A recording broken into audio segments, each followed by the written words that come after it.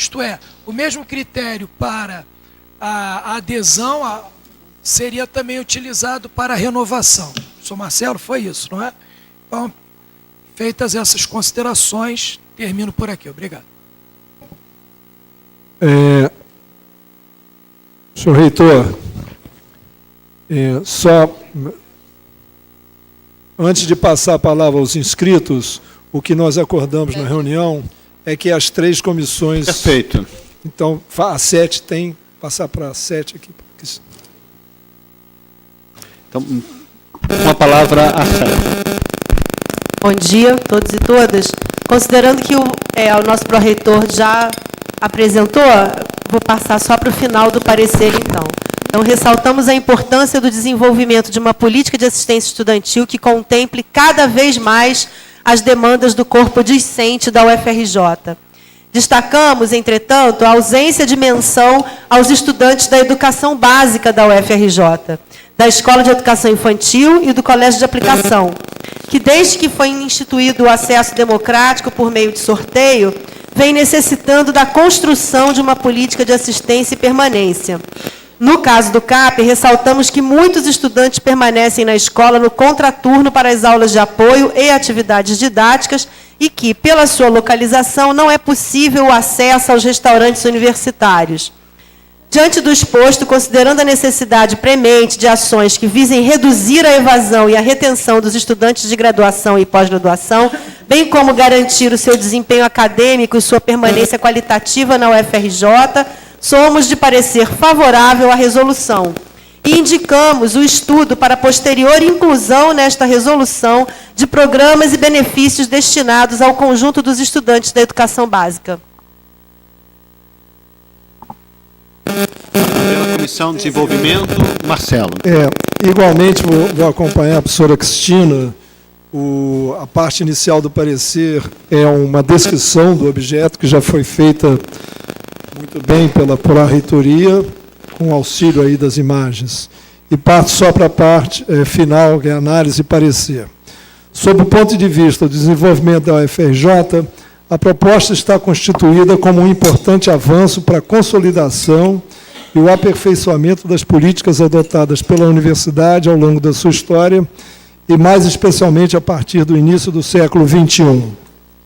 Pensada como elemento-chave do necessário processo de democratização do ensino superior, a política estudantil prevista nos termos da resolução ora em análise acena com a superação do assistencialismo e das práticas compensatórias, propondo uma virtuosa articulação entre os aspectos acadêmicos, sociais e financeiros.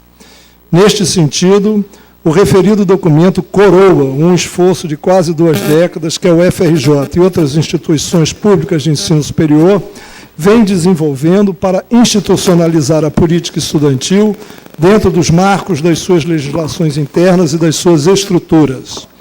A proposta abre um novo ciclo para as políticas estudantis, um ciclo no qual serão orientadas por um conjunto muito bem construído de ações e de articulações entre sujeitos, espaços e tempos de desenvolvimento. Um ciclo no qual a UFRJ se consolidará ainda mais como instituição que promove sistemática e conscientemente a democratização do ensino superior no nosso país. Pelos motivos expostos, opino favoravelmente a aprovação da proposta, recomendando que, antes de sua publicação, o texto seja submetido à revisão, a fim de que sejam eliminados pontuais equívocos de forma. Este é o parecer, vai assinado por mim, que relatei pela professora, pelo professor Luiz Eurico, pela estudante Natália Borges e pelo servidor técnico Oscar Costa Filho.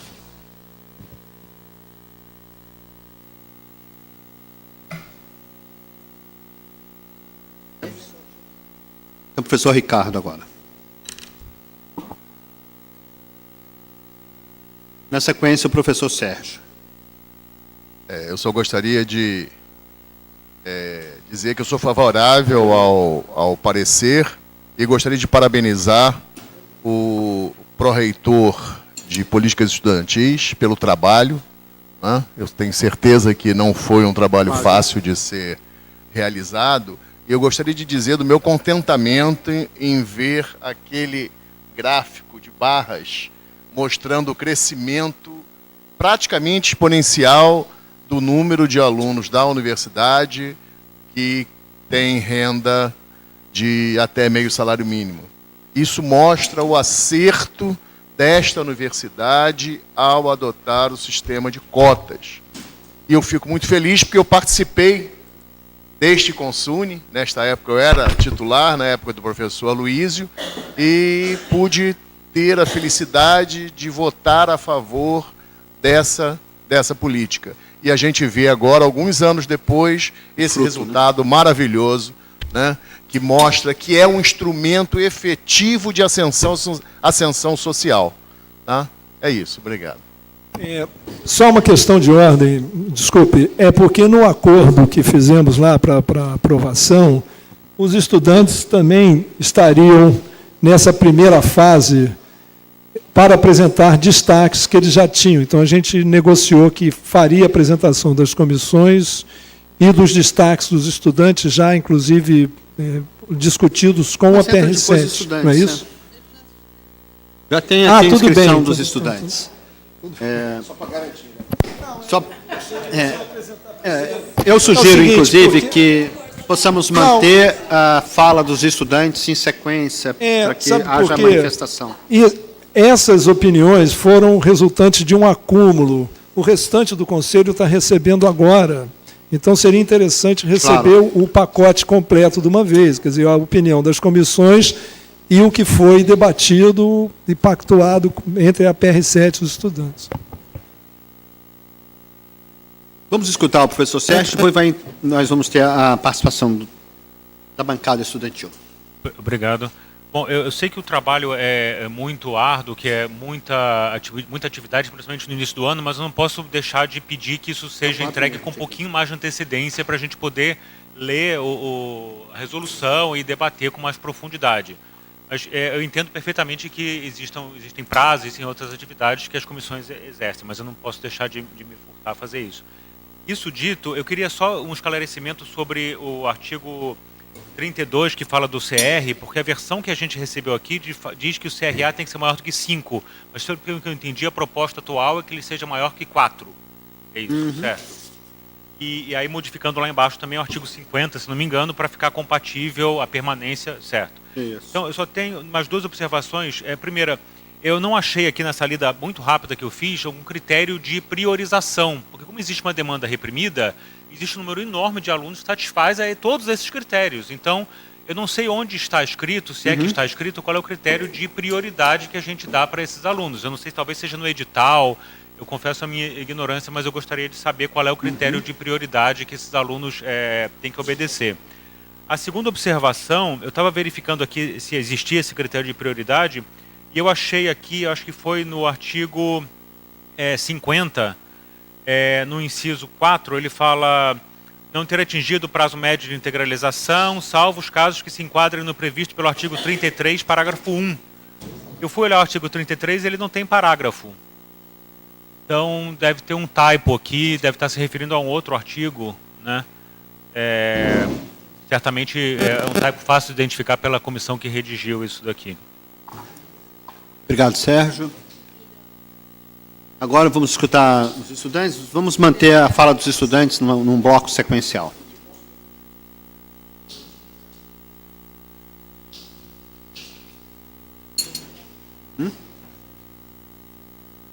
Então, primeiro dizer que era uma questão para a gente, né, que essa pauta fosse votada nas férias, né? Essa era uma questão importante para a gente queria que o debate tivesse sido feito durante as aulas, né, porque a gente teve uma dificuldade de massificar o debate, apesar de terem sido feitas plenárias do DCE, apesar de a PR7 ter realizado algumas audiências públicas, esse debate não se massificou, né? Então, para a gente era uma questão grande que isso não fosse votado nas férias. Mas a gente topou que isso fosse votado nas férias, entendendo a necessidade de readequar o programa de bolsas agora, entendendo que, enfim, o governo Bolsonaro vai ser um governo que vai ameaçar seriamente todas as políticas educacionais, né, todas as políticas de assistência estudantil. Então, que era importante que a gente conseguisse adequar o nosso programa de assistência estudantil aos eixos do PNAES para que ele não fosse questionado futuramente, né? Acho que é importante dizer que no momento que a gente está, assim, nenhuma política de assistência estudantil ela vai representar um ganho, tendo em vista que a gente tem sofrido corte em cima de corte, contingenciamento em cima de contingenciamento, e que o socateamento da universidade ele é muito perceptível para a gente, né? E que essa política de bolsas, né, essa nova política de bolsas, ela surge exatamente como uma consequência disso, né? Ela surge como uma consequência da falta de recursos, né? A gente não tem a abertura do edital da BAUX desde 2017.1, e ela surge também de uma política do governo Temer de fragmentação da assistência estudantil, né? Uma política de arroxo na fiscalização para aplicar uma política de assistência estudantil fragmentada a qualquer custo, e que, pelo histórico, a gente sabe que não é o ideal, né? A gente sabe que uma bolsa, que bolsas pequenas, de pequenos valores, não garantem a permanência estudantil. Apesar disso, né, acho que esse programa ele tem muitos pontos positivos e tem muitos avanços no sentido de construção de uma política de assistência estudantil efetiva para além das bolsas, né? Que eu acho que é a principal coisa que deve ser ressaltada aqui e que representa um grande avanço. Além disso, né, acho que é uma grande vitória. Acho que a gente tem que comemorar as pequenas vitórias, porque nesse momento as vitórias elas vão ser poucas, né? Então, a questão da gente ter auxílio para pais e mães, a questão da gente ter conseguido incluir como prioridade as trans, travestis, os negros e negras, e o auxílio emergencial são coisas que a gente tem que comemorar como avanços, como vitórias, apesar de a gente estar numa política, construindo uma política de assistência estudantil consequência de cortes, né? Eu acho que isso tem que ficar muito claro para todo mundo, né? Ela só não é melhor porque não tem recurso, né? E acho que é um pouco isso. Obrigada. Clara. Bom dia, conselheiros e conselheiras. Enfim, também como a Natália, dizer que essa data para a gente, né, é uma data muito simbólica, e de estar completando 11 meses do assassinato da Marielle, entender que a gente daqui até o próximo dia 14, enfim, vamos ter aí movimentações em memória desse dia, mas quanto ao tema que a gente está debatendo hoje, assim, bom, quando a gente recebeu e quando a gente construiu ao longo do último semestre, né, essa proposta de reformulação, tiveram alguns pontos que foram muito centrais quanto ao nosso entendimento em cima do que foi colocado, né? A gente realizou, né, enquanto DCE, algumas plenárias e reuniões do DCE, né, amplas e convocadas para o conjunto dos estudantes da FRJ, e algumas demandas eram muito centrais na reivindicação do corpo discente, assim. Para nós, a conquista da BAP, ela não veio, não é uma bolsa solta, né? Para a gente, a BAP ela é um avanço muito grande, porque ela consegue garantir que o estudante que entra na universidade, que acabou de entrar nesse mundo tão grande e desconhecido que é o FRJ, ele tenha garantido um direito ali de receber algo que consiga manter ele na universidade por um tempo, mesmo que, enfim, limitado, e que a gente entende as limitações desse programa, dessa bolsa, mas que ele consegue se manter na universidade ali durante um semestre a princípio, né, e depois também mais uma vitória da gente conseguir expandir isso para 2 semestres. Então, para nós, a não existência, né, de uma bolsa que garantisse a permanência, que garantisse que os estudantes que tivessem acabado de entrar na universidade pudessem receber, era um prejuízo muito grande. E aí, frente a isso, a gente fez uma proposta de criação de um auxílio, que seria um auxílio permanência, no qual os estudantes que entrassem já receberiam esse auxílio. Então, a gente entende, né, que a BAP ela atingia uma renda per capita alta, né, de um salário mínimo e meio, e que, frente a essa nova reformulação, isso não caberia, e aí também um pouco em cima do que foram os dados apresentados aqui pela PR7, né, e que a BAP consome grande parte do orçamento do PNAES, e aí a necessidade, e aí frente a isso, né, existiu a necessidade da gente pensar essa reformulação. Então a proposta seria da gente ter uma bolsa, um auxílio, né, que contemplasse os estudantes que acabaram de ingressar na universidade com renda de até meio salário mínimo. E aí, frente a isso também, uma proposta da gente conseguir manter esse auxílio não apenas pelo primeiro semestre, ou pelo primeiro e segundo semestre que esse estudante ingressa, mas sim por toda a sua graduação. Então, a gente acredita que isso seja uma proposta que represente um avanço, né? A gente tem aí algumas universidades de Brasil afora que conseguem contemplar seus estudantes durante toda a graduação, e a gente entende que isso dá uma segurança muito grande para estudantes que entram. Então, a nossa proposta aí, primeira proposta de destaque da bancada estudantil, é que a gente insira um auxílio que seja destinado a todos os estudantes que ingressam com renda per capita até meio salário mínimo, e que esse auxílio seja recebido durante toda a sua graduação.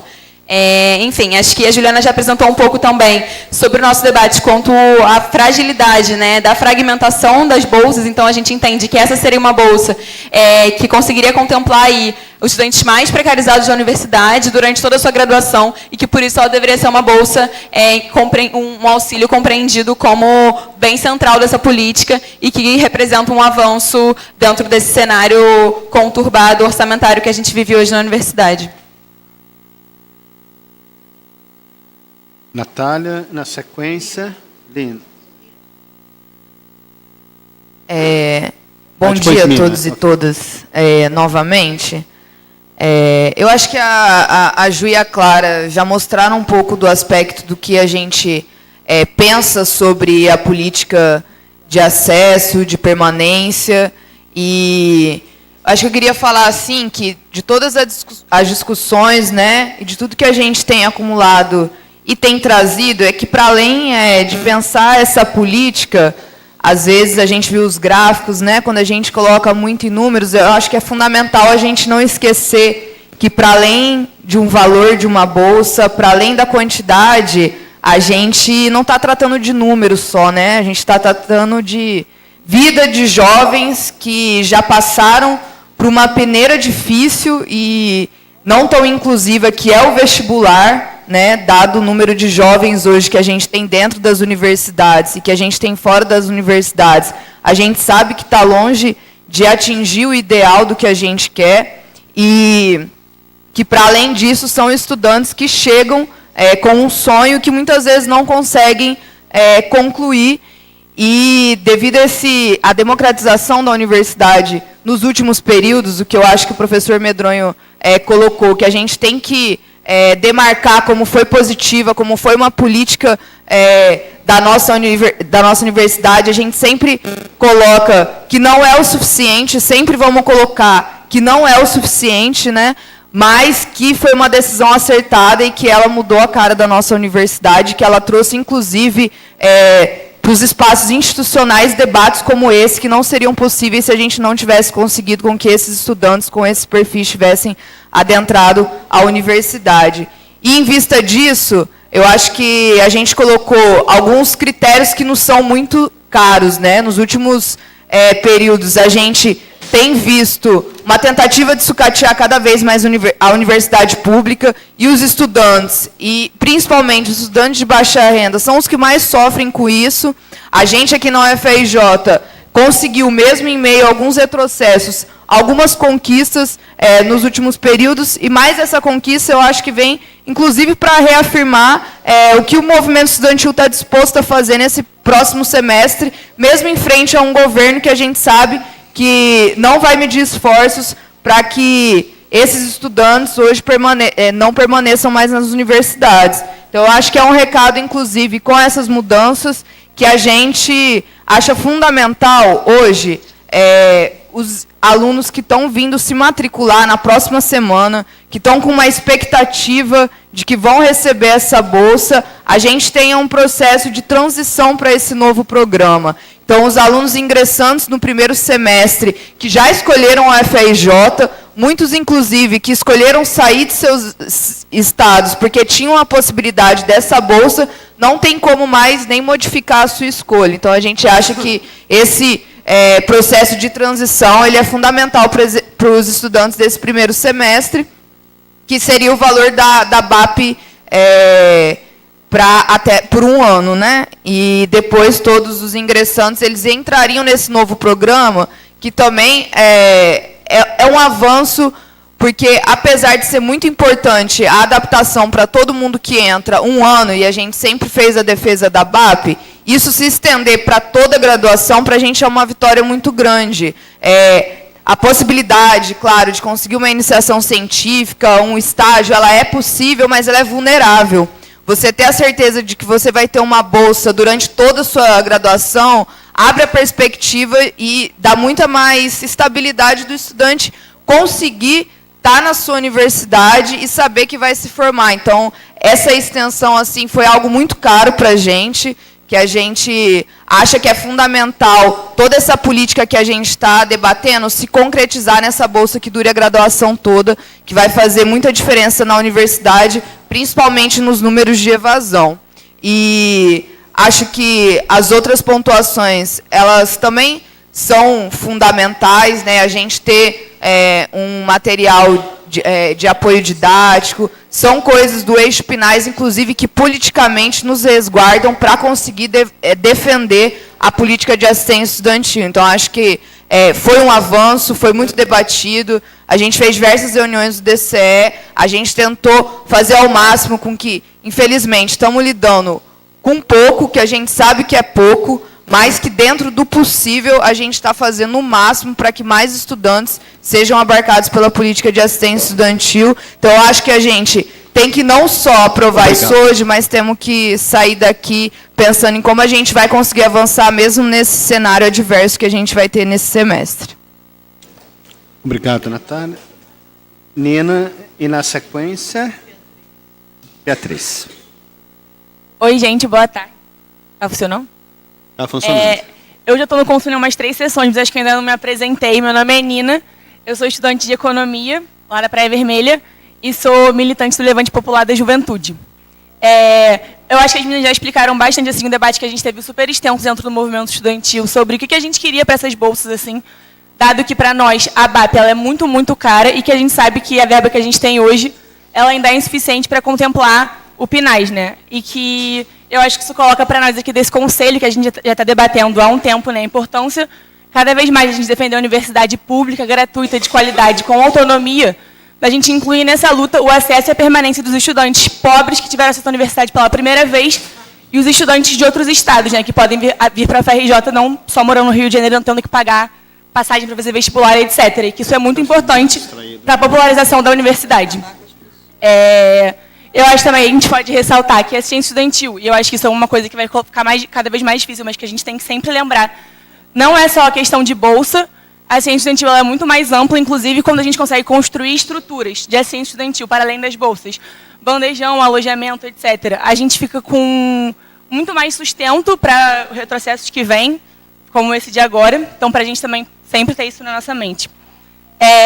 A gente acha que a BAP é tão cara, eu acho que a gente defende ela tanto, porque eu acho que ela é uma forma de dar consequência à política de cotas. No sentido que as pessoas elas entram na universidade e elas não ficam totalmente desamparadas. Então, isso é muito importante. Então, é isso. Dado a situação que a gente tem e a necessidade de se readequar, a gente acordou nessa questão dessa bolsa, que eu acho que é isso, que ela durar a graduação inteira. Vai ser muito importante, porque a gente sabe que cada vez mais estão tendo corte nas pesquisas, corte CNPq, FAPERJ, etc. Então, que ela dure toda a graduação é muito bom e que a gente faça uma opção política pelos estudantes que mais precisam da bolsa, né, que são os que têm renda per capita familiar até meio salário mínimo. E que a gente garanta para quem já fez a escolha pela FRJ, que já saiu do seu estado, e que isso é muito importante, que possa não ter, né, um susto quando chegar aqui e não ter a bolsa que estava contando por um ano. Então, acho que é isso, acho que é um momento muito difícil para a gente, assim, de debater quem entra e quem sai. E eu acho que só para todos nós aqui, né, não só para quem está nesse conselho, que é um espaço muito importante da universidade, mas para a gente que ficar com compromisso mesmo de estar nos nossos espaços, nossos cursos e nossos centros acadêmicos, etc., de debater cada vez mais assim, a importância de garantir o acesso e a permanência na UFRJ dos estudantes que entraram pelas cotas, pelo Enem e pelo SISU. É isto. Obrigado, Nina. Beatriz, e na sequência, Flávio Dickinson.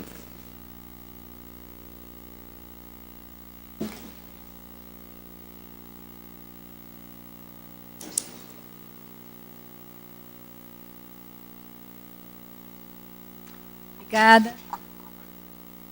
Um bom dia a todos. Um prazer estar aqui nesse primeiro Consune do ano. E eu pedi a palavra para poder, em primeiro lugar, parabenizar. Eu acho que é um excelente trabalho realizado, é importantíssimo. Ao final de contas, a própria existência de todos nós se justifica pelos estudantes, né? Esse é o motivo principal de nós estarmos aqui, da universidade existir. Uma questão que particularmente me parece importantíssima é que o que se desprende de todo o tratamento que essa proposta traz é que nós conseguimos enxergar o estudante para além das suas necessidades materiais. E é sobre isso, particularmente, que eu queria fazer uma reflexão.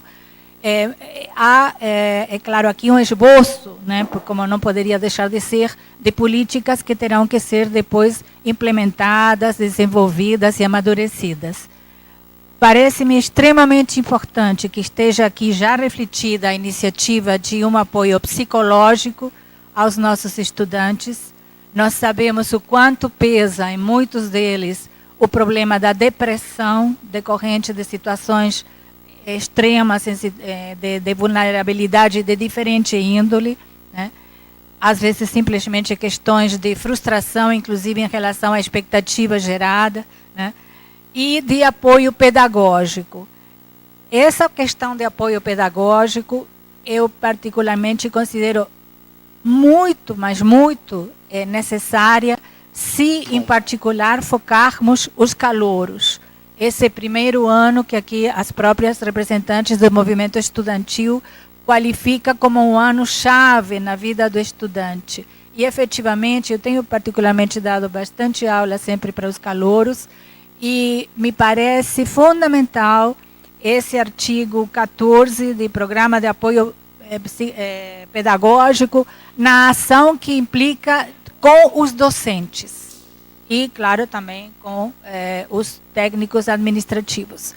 Há uma necessidade fundamental de debater esse aspecto entre nós, docentes, e particularmente entre aqueles que estamos, que costumamos preferir até, por uma opção mesmo, trabalhar com os calouros, com os ingressantes, né?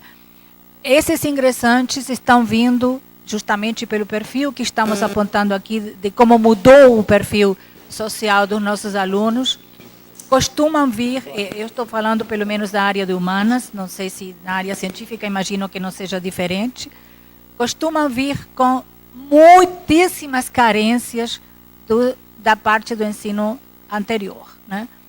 Problemas seríssimos, desde redação, interpretação de texto, capacidade de fazer um raciocínio analítico, e, enfim. As questões que parecem mais básicas, a gente encontra as deficiências dos nossos alunos.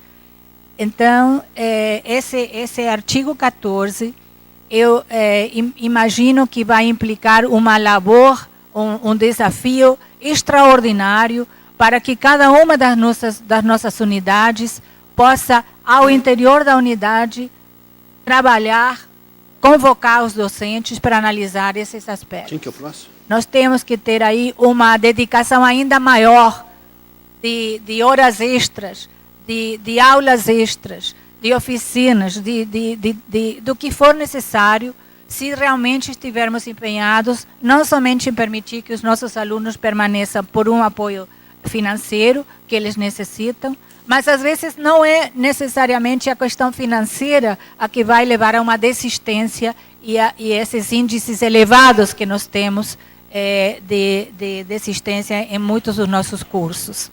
Então, eu acho que a nossa universidade, que foi tão sábia, que veio a trazer, né, se comprometeu com essa renovação social, do perfil social dos alunos, para ser coerente com essa própria opção corretíssima que fez, e mais agora, nesse momento, como foi colocado, tão desafiador, onde nossos alunos, além de todas as outras dificuldades que enfrentam, sobretudo aqueles que vêm das comunidades, estão enfrentando um nível de violência nunca antes experimentado, né?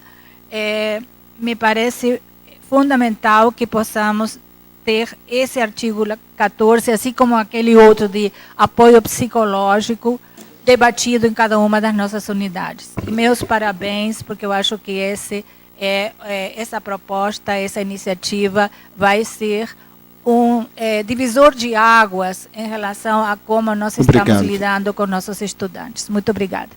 Obrigado, professora Beatriz. Professor Flávio, na fala do professor Flávio, nós vamos encerrar as inscrições para o item. Então, todos as conselheiras, conselheiros que desejarem contribuir com as reflexões, façam sua inscrição na fala do professor Flávio. Nós já temos aqui uma boa lista de inscritos. Bom, boa tarde. Para mim é um grande prazer revê-los e revê-las. Espero que nós tenhamos um bom ano de discussões. Eu ontem, por acaso, estava lendo uma entrevista do professor Nelson Maculan no jornal Ciência Hoje, e a primeira pergunta que foi feita para ele é qual foi o maior desafio na sua vida acadêmica, e ele disse foi ser reitor da Universidade Federal do Rio de Janeiro. Não quero desanimar ninguém, mas foi o que ele disse, mas em seguida lhe perguntaram também sua frustração enquanto reitor, e ele disse que foi a dificuldade que ele teve de fazer com que os conselhos discutissem as questões subjetivas da nossa universidade, né? Eu falo isso, que eu insisto nesse ponto. Então, para mim, é um prazer nós começarmos a nossa primeira sessão discutindo algo tão substantivo quanto o auxílio estudantil. Mas, ao mesmo tempo, eu confesso que é uma certa frustração, porque a gente não teve oportunidade de discutir, né? Estamos sendo apresentados aqui a um programa sem ter, dizendo mais uma vez, é agora ou nunca. Eu quero parabenizar também, inclusive a apresentação do Luiz Felipe, que foi excelente, mas foi um pouco rápida. Eu não tive a oportunidade, consegui acompanhar todos os números, mas alguns números me chamaram a atenção. Primeiro, esse que o Medronho já mencionou, do espetacular salto, quer dizer, na faixa do 0,5% de salário mínimo, no início dos anos 90, que eu vi ali, é praticamente faixa de espessura zero, e passa a 31%, cerca de 1/3 dos estudantes. É uma coisa espetacular e sensacional. Esse é um número. O segundo número que tinha lá, que é frustrante também, é que em cada 10 solicitantes, um é contemplado, né? O que é uma tristeza, né? E outro número que me chamou a atenção foi que o tempo médio de auxílio é de 8 anos. Eu fiquei espantado com esse número, não sei se é isso mesmo. Na universidade, que o curso médio de 4 a 5 anos, se o tempo médio de auxílio concedido é de 8 anos, e além disso, para cada um que está recebendo auxílio, 9 estão do lado de fora, necessitando do mesmo auxílio, a gente precisa entender o que está acontecendo, né?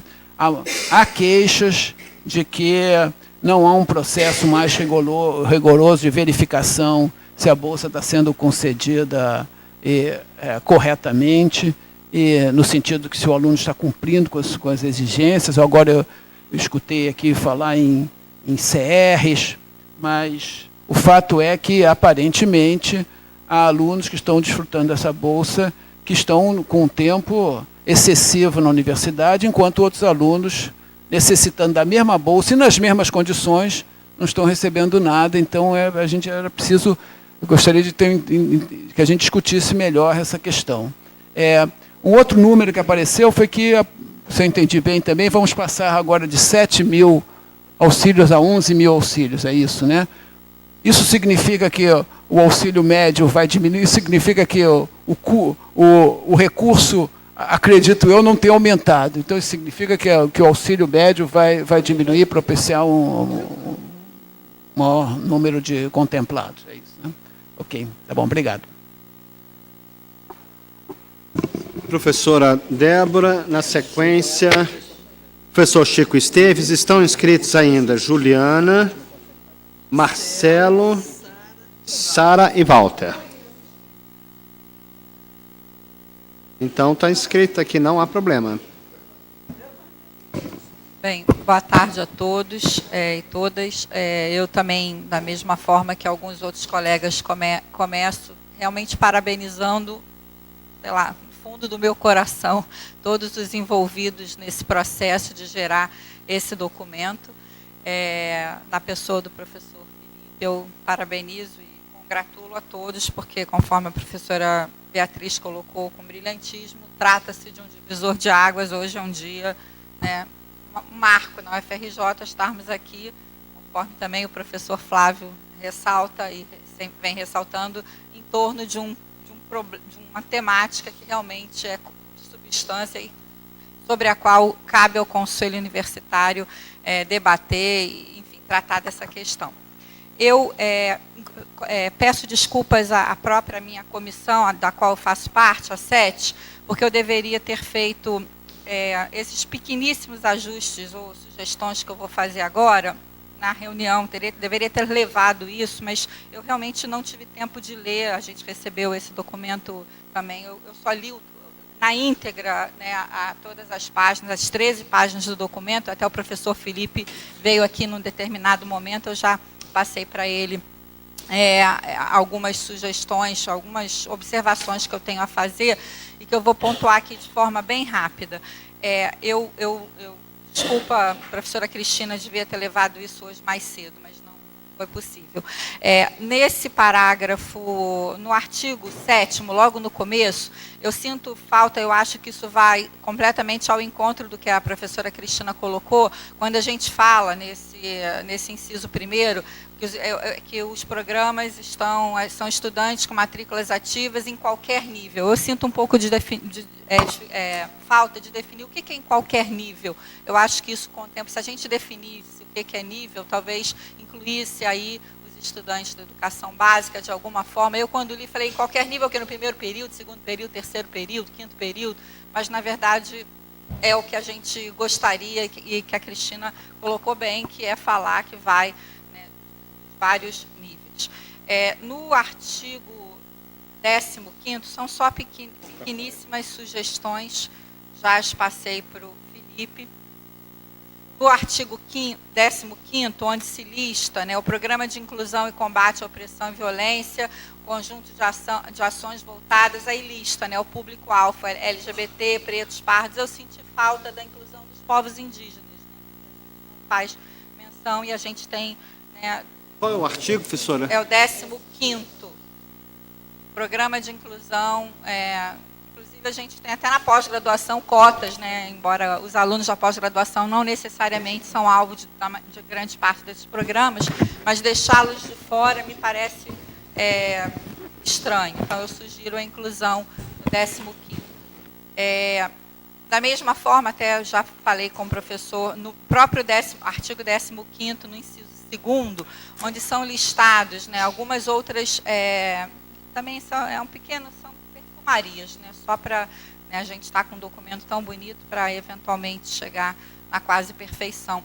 Mas no inciso 2º desse mesmo 15º artigo, onde se listam, né, as articulações com outras instâncias, eu acho que seria muito importante também listar com as instâncias da própria instituição, como as pró-reitorias, porque também na PR2 a gente tem políticas de cota na pós-graduação. Então, acho que é importante que essas ações estejam articuladas com a PR1, com a PR2, enfim, só para não esquecer desses movimentos muito importantes. E agora, indo lá para baixo, no artigo 47, só um segundinho que eu estou lendo aqui.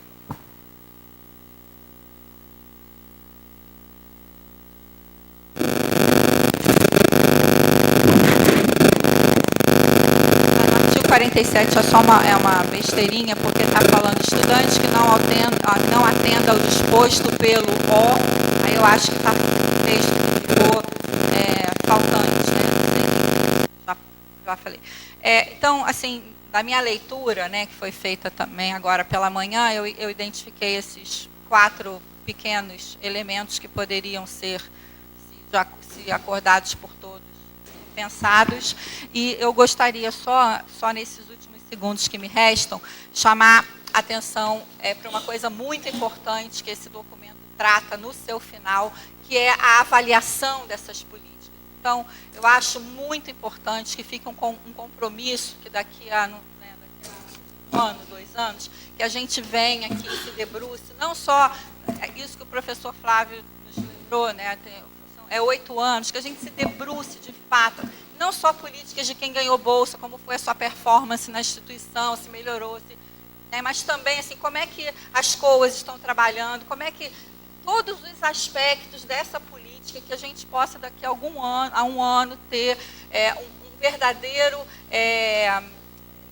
enfim, uma retrospectiva, um balanço do que foi feito para a gente aperfeiçoar, aprimorar, corrigir os rumos. Isso está tratado no final, eu acho muito importante.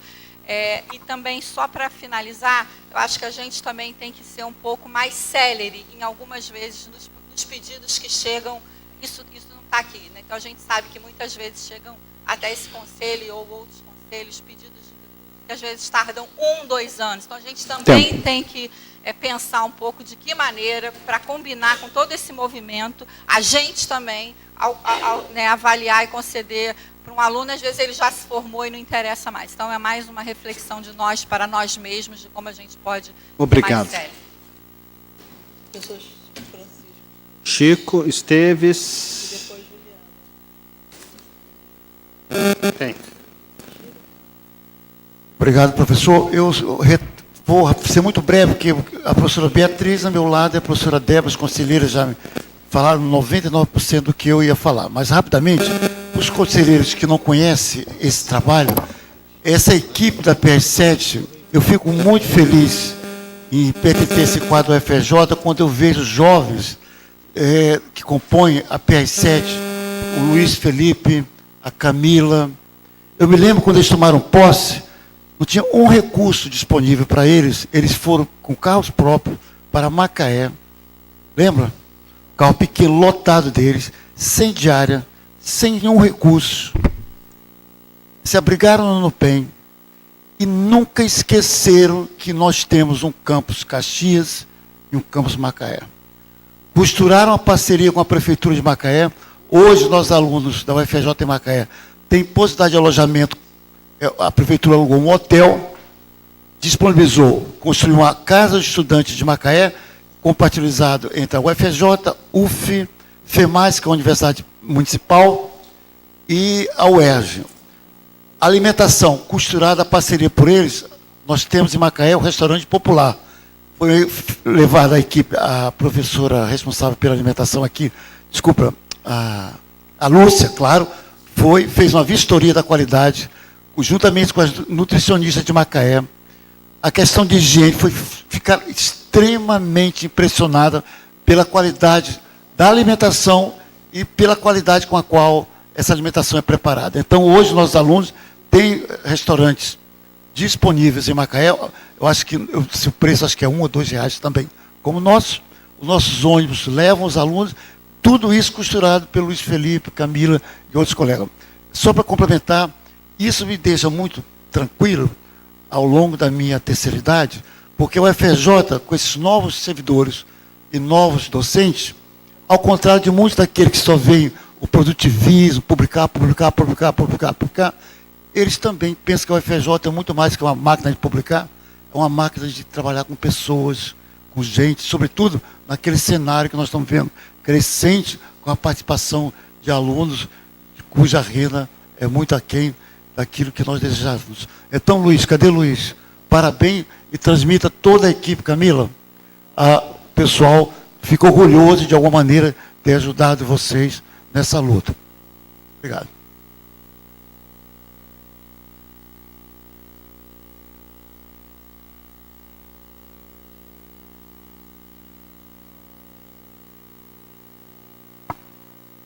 Bom, bom dia a todos e a todas. Eu gostaria também de parabenizar a reitoria, PR7, e toda a representação estudantil pela construção desse documento, pela ampliação do número de bolsas, né? E queria só relatar um pouquinho também da aflição que a gente passa no Centro de Tecnologia, em particular na Escola de Engenharia, na Escola Politécnica. A gente tem concedido muitos estágios a alunos desde o primeiro período, com o olhar de garantir a permanência desses alunos na UFRJ. Só que, para nós, assim, que avaliamos a concessão do estágio, acaba sendo uma decisão muito difícil, porque muitas vezes a gente vê o rendimento desse aluno cair, a gente vê o aluno ser enquadrado nos critérios da COA, vê o aluno assim numa situação de cada vez estar mais crítico, né, e mais longe da formatura, e ainda assim a gente concede o estágio entendendo que aquilo é o recurso que a gente tem às mãos para garantir a permanência do aluno aqui. Então, eu realmente acho muito importante ter esse documento e lutar pela ampliação do benefício à assistência estudantil. Um ponto que eu queria colocar é a questão do CR, né? O CR é um critério que eu aboli na nossa análise na Escola Politécnica. Por quê? Porque o curso de engenharia é muito difícil. Se o aluno não começa bem, a tendência dele chegar num CR menor do que 4, muito rapidamente, é muito forte. A gente sabe dos problemas em cálculo e física, né? Então, eu não sei, eu tenho medo de que colocar um CR explicitamente, assim, e manter aquele número sem uma interpretação, talvez uma ponderação por cursos, penalize os alunos de engenharia. Né? E eu tenho visto isso muito de perto, alunos que desde o primeiro período, se ele não chega, ele não tem uma assistência, a tendência é só declinar. Né? E o segundo ponto é a assistência psicológica, que eu não achei assim de forma explícita aqui no documento, e também li muito rapidamente. Eu acho que só no artigo 11 é que cita a política de acolhimento em saúde, não é isso? Não sei, posso estar também falando besteira, porque eu li o documento hoje de manhã, muito rapidamente. Mas eu acho que a gente deveria ter, talvez, um programa mais específico. Hoje, se eu não estou enganada, a recomendação da PR7 é que o aluno vá para a rede pública de atendimento psicológico, né? Então, isso tem sido outro ponto muito sensível na Escola Politécnica. Porque, por exemplo, muitos alunos pedem o trancamento do período, porque conseguem um laudo psiquiátrico, né? E o coordenador de curso concede o trancamento. Mas se esse aluno não tem acesso a um atendimento médico, né? Se ele não tem condições de pagar um médico para ser acompanhado, analisado e ter o laudo, ele acaba sendo penalizado, porque ele não consegue nem acesso ao médico, não consegue marcar com a rede pública, não consegue o laudo, não consegue trancar, e a situação dele só vai se complicando progressivamente. Né? Então, além da questão das bolsas, eu acho que a gente também deveria enfatizar um atendimento psicológico assim, prioritário para as pessoas que realmente não têm acesso ao sistema particular de saúde. Okay.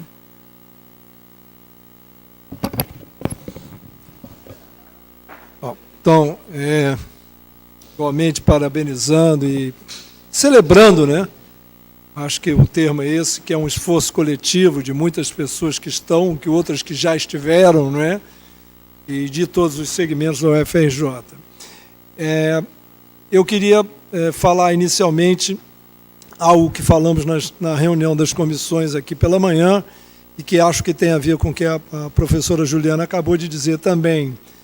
A aprovação dessa política aumenta e muito a importância da atuação, da orientação e do acompanhamento acadêmico, que desde sempre foram peças-chave, né, para o desenvolvimento do ensino na universidade, para a formação das pessoas, e que muitas vezes ficaram limitadas a um exercício cartorial, nas campanhas, aí, em conversa com os estudantes. Muitos se queixam que as COAs só os procuram com uma visão, digamos, corregedora, se não persecutória, e a gente precisa ter realmente orientação acadêmica, né? E não apenas o controle cartorial de prazos, limites, para jubilar, para formar e tal.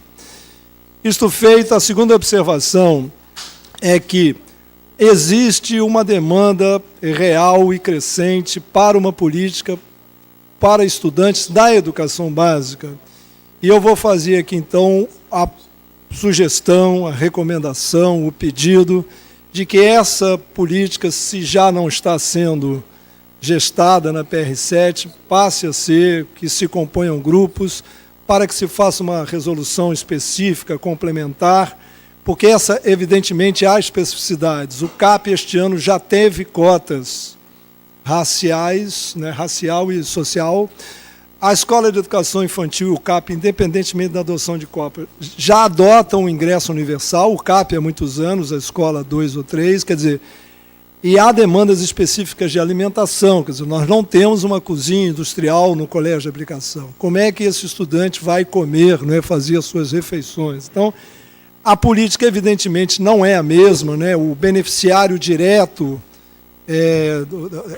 continua sendo o estudante, mas você não pode transferir recursos, não pode dar uma bolsa diretamente para o estudante. Então, é uma política diferente, mas ela precisa ser feita, né, para a gente avançar nessa nossa bela caminhada de ampliar a universidade, democratizar. É preciso que a gente pense, eu sei, eu estou olhando para o Luiz, pensando assim, ele dizendo, caramba, a gente fez um esforço danado para construir essa e o cara já está cobrando outra, mas é assim mesmo, né? Eu estou só para a gente aproveitar esse momento, todo mundo convergindo e tal, para colocar, não é um problema, é um próximo passo que não pode esperar, né? Ele deve começar a ser pensado. Eu pelo que eu conheço, né, dos colegas da PR7, muito provavelmente isso já está na pauta de alguma maneira, tá? Mas só queria deixar marcado aqui.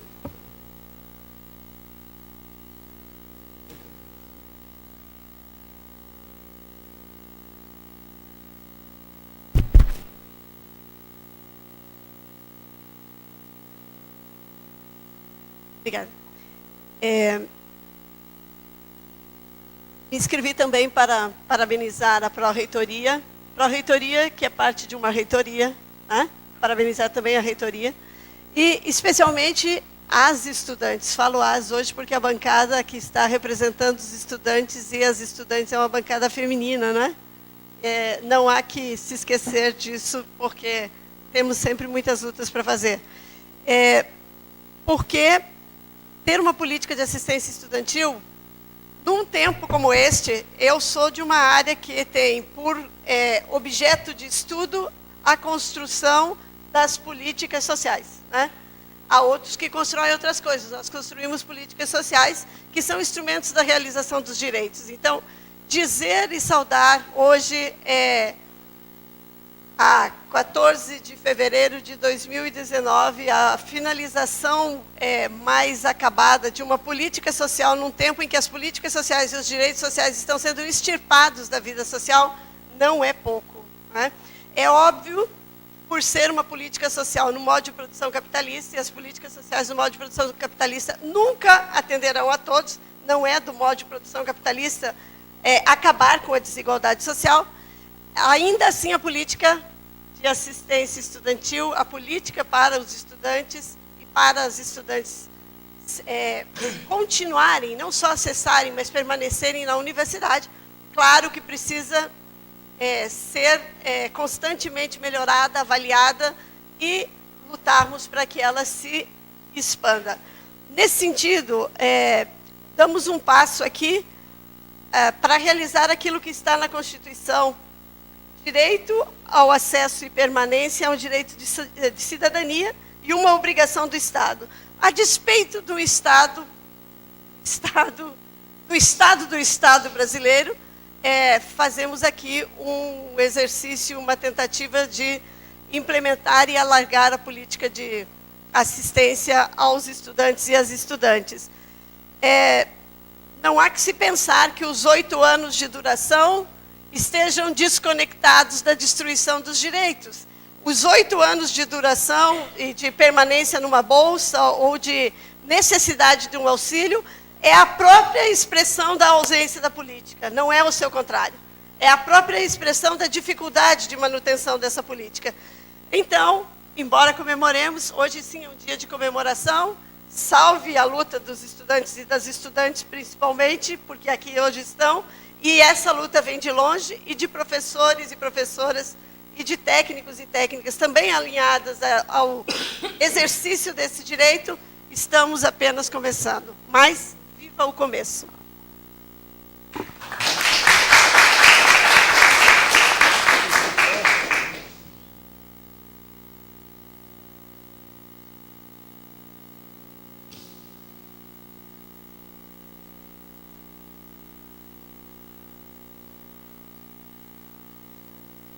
Por até 60 minutos. Conselheiras, conselheiros favoráveis, por favor, se manifestem. Muito obrigado. Contrários, abstenções. Então, aprovada a prorrogação. Professor Walter, por favor, com a palavra. Boa tarde a todas e todos. Eu também quero parabenizar a PR7, o Luiz Felipe e toda a equipe, né? O Luiz Felipe conheço há bom tempo, aí, desde que ele era servidor lá da educação física, né? Então já tivemos lutas conjuntas, né? Então eu fico feliz aí, né, de estar na PR7 e desenvolver esse trabalho. O que eu queria falar é sobre uma experiência, né, que houve lá no curso de engenharia elétrica, acho que outros cursos da engenharia também, com a Petrobras, né? A Petrobras pagava uma bolsa para todos os alunos da elétrica durante o básico. E a ideia era, não tinha nenhuma contrapartida, não, nada assim, era a ideia que os alunos continuassem fazendo engenharia, porque o índice de evasão, né, na elétrica era muito grande, e principalmente no básico, né? Então, assim, o que a ideia é que se eles passassem o básico, depois ainda ter chance de ter bolsa, tudo, depois iam continuar, né? E foi uma experiência muito boa, né? Depois aí, questão de mudança de política, falta de recursos, acho que o programa não existe mais, né? Mas quanto existiu, né, foi uma ótima experiência, né? Então, não sei, de repente, talvez propor para as empresas do Parque Tecnológico um programa, né, de bolsa desse tipo, né? Nós, decanos, somos do Conselho do Parque, certamente apoiaríamos uma iniciativa dessa, talvez a PR7 pudesse entrar em contato com o Parque e tentar, e não ser somente na área de engenharia, né, mas como o Parque é da universidade, né, talvez para as outras áreas também, né, porque acho que isso é altamente positivo, né, porque os alunos realmente podem se dedicar, né, ao estudo e realmente avançar, porque essa é uma grande dificuldade, né, de muitos alunos. Até parece, na engenharia tem muitos alunos que têm condições melhores, né, mas tem certos cursos, né, na elétrica principalmente, né, tem um grande número de alunos, né, que não tem recursos assim para, né? E também com a questão do SISU, né? Vem muitos alunos de fora do Rio de Janeiro, né? Então isso para a manutenção deles é importante, né? Então acho que fica aqui uma proposta aí para tentar conseguir recursos para esse tipo de programa. Obrigado, professor Walter. Professora Cristina Rich.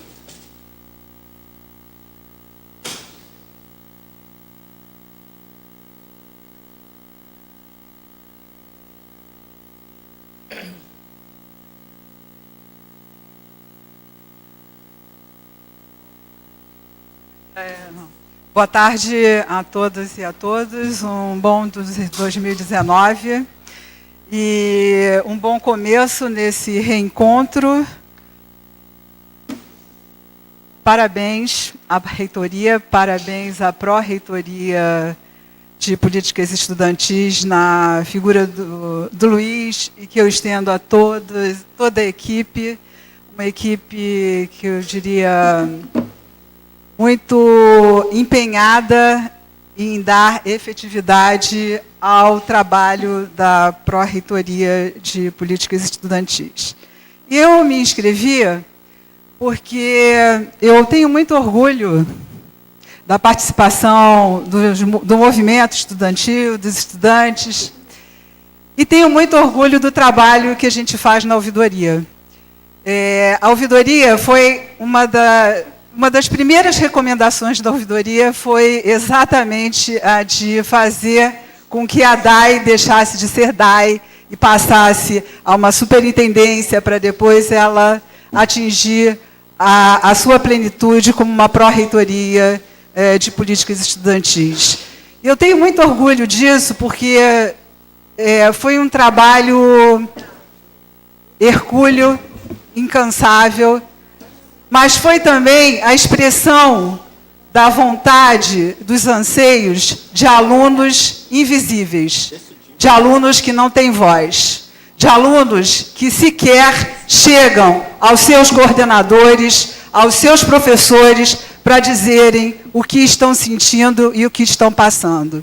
Eu me lembro ainda que uma das nossas primeiras recomendações foi dar concretude ao trabalho das coordenações de orientação e apoio acadêmico, para que elas não fossem órgãos simplesmente reativos, cartoriais, como bem disse o Marcelo, mas que elas tivessem, sim, uma atuação proativa e preventiva, e que tratassem o estudante de uma forma holística. Então, hoje, saber que a reitoria cumpre a sua proposição inicial, que era de, efetivamente, dar ao FRJ condições para implementar uma verdadeira política, e a política, nesse sentido, ela existe e deve existir para dar efetividade a direitos negligenciados, eu digo, efetividade a direitos negligenciados e esquecidos, que eu pedi para fazer uso da palavra. Então, eu quero dizer assim, o que me preocupa nesse momento, a partir da voz dos invisíveis? É a questão da transição e do recurso. Tem que ficar muito claro a quem esse estudante vai recorrer quando ele tiver indeferida ou negada uma propositura, né? Então, essa é uma questão de fundo, tem que estar muito claro. A outra questão que eu quero lembrar é a questão dos programas, né? A gente insistiu muito nisso também, né, Felipe? Tem um programa de moradia estudantil, ter um programa pedagógico, ter um programa de atendimento à saúde, ter efetivamente uma atuação também de acompanhamento e fiscalização permanente em razão da ocupação. Então, eu fico muito satisfeita aqui que na própria propositura você tem também a responsabilidade do estudante sendo cobrada com a questão do termo de compromisso. Então, são coisas que... Agora, esse programa, ele tem que dizer assim, tem que ter um planejamento. Quais as ações que eu quero obter em curto, médio e longo prazo? Por quê? Porque a gente não pode frustrar as pessoas. A gente tem que ter uma compreensão de que o anseio que não se concretiza, ele frustra. Então, é preciso identificar o que a gente vai fazer, o que é prioridade. Alguém falou aqui nesse sentido, e eu reforço. O que é prioridade também nesses programas, o que a gente vai fazer. A outra coisa é identificar na universidade ações que podem ajudar para o coletivo. Então, por exemplo, a Faculdade de Medicina tem um trabalho de tutoria. A tutoria é fundamental, é diferente da monitoria. Agora, a monitoria também está sendo desvirtuada. Então, assim, vamos procurar na universidade quais as unidades que estão desenvolvendo alguns programas que podem contribuir não só para dar condições de permanência para esse aluno, mas que contribuam também para dar dignidade, dignidade humana no seu atuar, no seu fazer.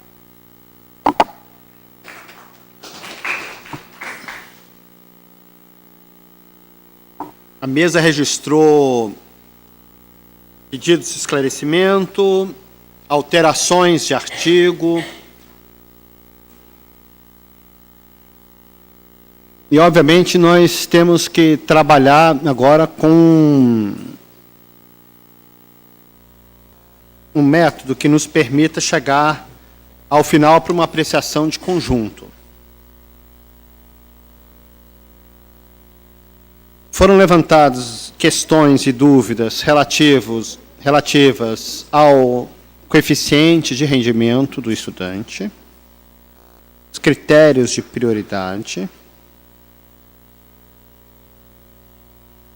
sobre o atendimento psicológico dos estudantes, sobre a educação básica,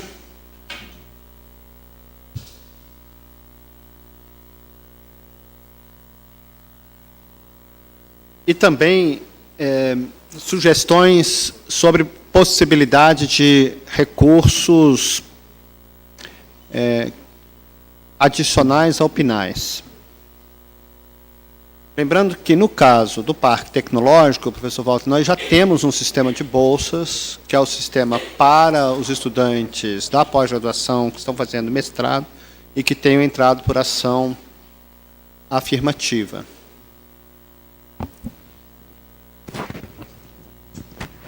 Então, eu vou passar a palavra para a PR7, para prestar os esclarecimentos, e depois os temas de mérito sobre os artigos, nós vamos cotejando o que chegou à mesa com o texto original e vamos fazendo os ajustes e deliberações necessárias.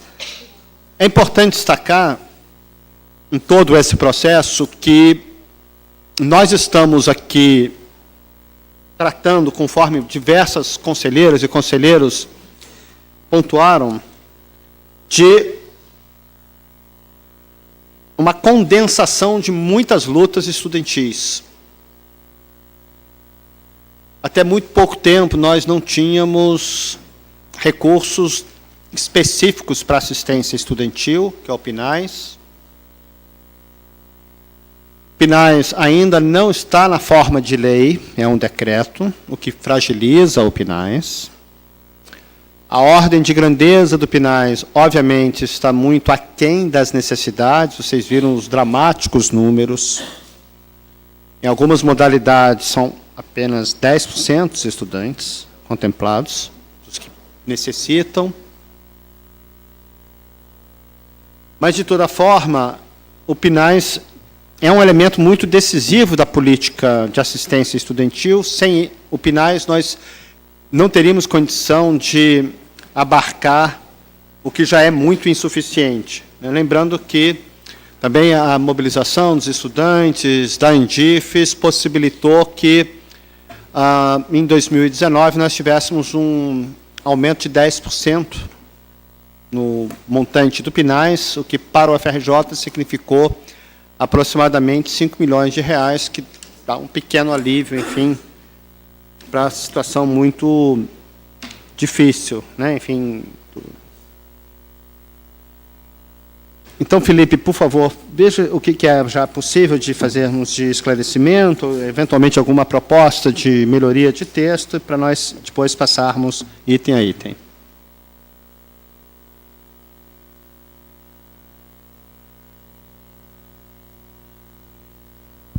Alô, tá ouvindo? Ah, beleza. Bom, primeiro pedir desculpas ao Francisco, precisei ir ao banheiro na hora que você estava falando com a gente.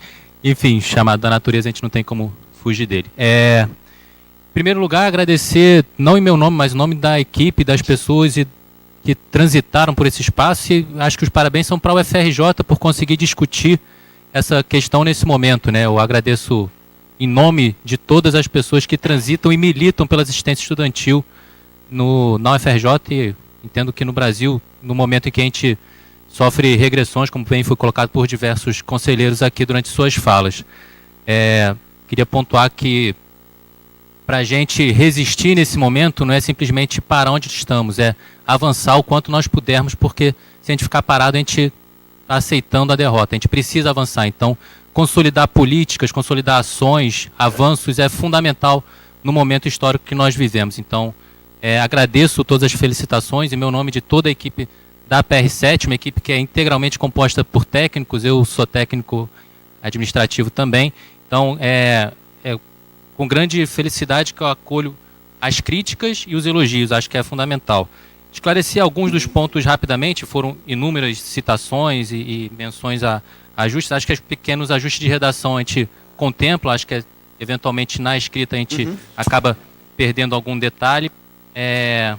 Queria dizer que, de fato, em dezembro nós teríamos tido uma discussão sem tempo para ler a resolução, mas como ela foi encaminhada em dezembro, acabou que nós tivemos algum tempo a mais, tivemos 1 mês e meio, 2, para a leitura da resolução. Então, ainda que a discussão fique presa aos prazos da universidade, que a gente precisa da aprovação dela na data de hoje, houve algum tempo para reflexão, enfim, mas eu acho que nós temos que ter mais cuidado com esses prazos, sim, foi uma crítica de alguns conselheiros, então acho que a gente precisa ter essa atenção com o encaminhamento das nossas questões. Em relação aos pontos mais específicos aqui que foram trazidos pelo reitor especificamente, né, a questão do CR, isso é uma discussão histórica nossa, o critério atual é de 3, né, para manutenção dos benefícios da assistência estudantil.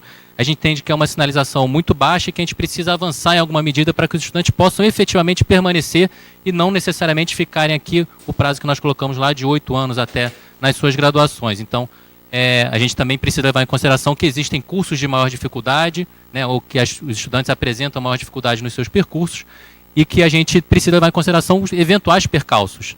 E que situações em que o estudante não consiga estabelecer, né, esse critério mínimo, ele tem instâncias recursais, e também já respondendo um pouco ao que a Cristina colocou, a gente estabelece uma instância inicial da própria PR7, instituída pela PR7, não na PR7, porque senão a gente estaria recorrendo dentro de nós mesmos, né, mas instituída por nós, com outras instâncias da universidade, para que esses procedimentos sejam reavaliados, e depois a instância superior, como já hoje acontece no SEG, seria essa instância intermediária, e finalmente o recurso ao Consune, como já acontece hoje, mas a ideia é que a gente diminua o número de processos que viriam ao Consune através dessa instância intermediária que conseguiria dialogar mais proximamente com os estudantes. Em relação aos critérios de entrada, isso é estabelecido por edital, né? Se a gente estabelecer aqui, a gente vai ficar por demais engessado, qualquer alteração que seja necessária, a gente teria que vir ao Consune, ficaria pendurado na pauta, ou ele furaria outras questões que têm que ser discutidas, e a nossa dinâmica social demanda que ajustes sejam feitos semestralmente a cada abertura digital. A prioridade nossa é sempre o corte social, os critérios são socioeconômicos, primordialmente, a nossa avaliação é feita integralmente por assistentes sociais, nossa equipe da PR7 que faz essa avaliação. Especificamente sobre atendimento psicológico, surgiu também algumas falas. Nós temos, eu mencionei rapidamente, né, um documento que virá apreciação do Consune, que é o relatório final do grupo de trabalho de atenção à saúde mental dos estudantes, que se reuniu entre 17 e 18 para discutir, fazer proposições e tudo mais. Algumas delas já estão em curso através da PR7, temos núcleos de acolhimento que recebem os estudantes, fazem encaminhamentos. A gente hoje faz encaminhamento em sua maior parte para a rede pública. Entendemos que, enquanto servidores públicos, enquanto instância pública, nós precisamos reforçar as instâncias públicas, nossos serviços públicos como um todo. Então, se a gente deixar de demandar o SUS, a ideia é que ele seja desmontado mais rapidamente. É lógico que a gente sabe que tem deficiência, assim como nós também nas nossas políticas eventualmente também temos, mas entendemos que precisamos reforçar o caráter público da saúde e da educação, então por isso nossos encaminhamentos apontam nesse sentido. Mas nós temos ainda assim atendimento psicológico fornecido pela PR7, a gente tem 10 pessoas, se não me engano, atendendo, e o limite é pequeno para a demanda que existe, enfim. Mas nós temos ainda assim alguns atendimentos individuais. A menção à educação básica que a Cristina trouxe, né, o Marcelo também, acho que a gente pode, talvez no artigo 7º, que a Débora também mencionou, a gente explicitar, ao invés de todos os níveis, explicitar que ela é destinada à educação básica, à graduação e à pós-graduação, que é o intuito, a ideia, na verdade, era essa, então a gente pode explicitar isso no artigo 7º, acho que isso atenderia, e a gente precisa avançar. A gente fez uma primeira reunião com o CAP para chegar à educação básica, mas ainda nos faltam pernas e fôlego para dar conta dessa demanda. Também estamos discutindo como alcançar a pós-graduação, que é uma demanda crescente, como foi bem mencionado aqui, temos cotas já para pós-graduação, tivemos no Conselho de Ensino de pós-graduados, de pós-graduação para discutir questões, temos reuniões com a APG participa das nossas discussões, então estamos buscando formas de contemplar todos os níveis da educação que são oferecidos pela UFRJ. Em relação a recursos financeiros, como bem mencionado pelo reitor, nós temos já o Parque Tecnológico financiando bolsas para pós-graduação, que é uma dificuldade nossa, porque gerimos somente recursos finais, então acho que a gente já tem um avanço nesse sentido, e podemos dialogar a respeito de outras possibilidades, mas o cenário é terrível para a gente pensar em outras destinações financeiras. Então, o que nós buscamos garantir é que o PNAES seja destinado dentro do espírito dele, né, aos estudantes de graduação, e buscamos outros mecanismos para atender estudantes de pós-graduação, vamos pensar em outros mecanismos para atender os estudantes de educação básica também. Eu acho que tem outras questões que a gente vai ter que desenvolver aí ainda muito mais. A questão do apoio pedagógico foi mencionada também mais de uma vez, eu acho que é fundamental. A gente tem uma divisão específica que trata desse assunto e que tem feito reuniões com as comissões de orientação e acompanhamento acadêmico, com coordenações de curso, que é no sentido de pensar a ação mais efetiva, uma ação não mais reativa, como também foi mencionado aqui, mas uma ação proativa, uma busca ativa dos estudantes antes que eles entrem em situação de jubilamento ou qualquer situação mais crítica, né, que a gente tem, a PR1 tem um trabalho já nesse sentido, então a gente reforça o trabalho da PR1, que tem lá um sistema de luz amarela, luz vermelha, para sinalizar quando o estudante está com algum problema no seu encaminhamento do curso. Então, a gente reforça esse trabalho, a gente vem discutindo ações, pensamos oficinas, questões, às vezes, de escrita, cálculos básicos, enfim, que dificultam muito o trânsito dos estudantes. A gente está discutindo isso. Temos experiências em várias unidades de diversas ações que a gente vem tentando absorver e propor e dialogar entre as unidades, mas isso é um trabalho hercúleo. A nossa divisão de integração pedagógica que eu mencionei agora tem 4 servidores, então,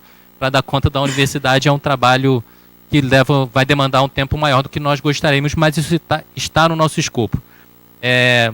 Queria, mais uma vez, agradecer as críticas, as sugestões, as propostas que foram apresentadas pelo movimento estudantil. Já estão consensuadas, eles apresentaram a redação e contempla o que já tínhamos acumulado de discussões. A gente realizou uma audiência pública na terça-feira, onde diversas questões foram apontadas. A gente sentou com o movimento estudantil para dialogar e fechar a questão, então não há nenhum dissenso no que foi apresentado. Acho que é fundamental, como foi bem pontuado aqui, a questão das cotas, a gente sinalizar com um recurso específico para os estudantes cotistas, é sinalizar de que a política de cotas é um acerto e nós precisamos garantir a permanência desses estudantes. Infelizmente, nós não temos recursos para garantir todo o alcance das cotas, mas que nós sinalizemos, principalmente para os estudantes mais precarizados, que eles possam ter algum recurso ao longo de todo o seu percurso na universidade, não somente no seu primeiro ano.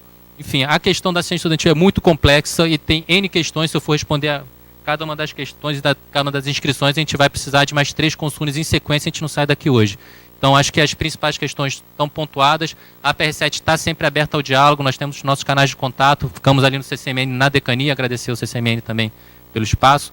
Então, estamos abertos à discussão, os destaques encaminhados têm consenso com a PR7, agradecer as contribuições e é isso. Obrigado. Obrigado, Felipe. Proposta de encaminhamento para deliberação. Eu acredito que será mais rápido e objetivo trabalharmos na sequência das apresentações, sequência dos artigos, o que tem modificação, o que não tem modificação, entendendo que os que não têm nenhuma modificação, nós estamos considerando já resolvidos. Pode ser? E, ao final, nós vamos cotejar para saber se precisamos fazer alguma complementação. Peço que vocês aqui, particularmente Felipe, me ajude a fazer o acompanhamento aqui dos itens. Entendemos que no artigo 1º não houve destaque, também não houve destaque no artigo 2º, nem no 3º, nem no 4º, no 5º, no 6º e no 7º nós temos no inciso 1º definir, era 7º ou 6º? Parágrafo 1º. Definir melhor o que é em qualquer nível. Mas isso era o 7º? Ah, sim, perdão. Qual é a proposta de redação que a PR7 tem aqui?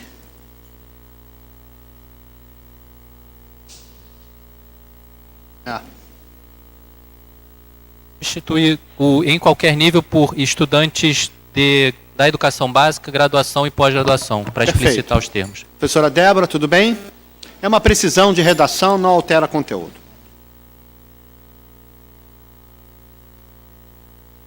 Artigo 15. Incluir povos indígenas. Todos esclarecidos? Povos indígenas, tem algum destaque? Então podemos incorporar como uma melhoria da redação. Artigo 17. Vamos ter a proposta dos estudantes, que a PR7 já informou que tem concordância. Isso foi resultado das reivindicações da bancada estudantil, dos diversos coletivos estudantis. Então, artigo 17, exclusão do texto e auxílio financeiro específico, de modo a possibilitar o acesso a espaços artísticos e culturais, conforme disponibilidade orçamentária.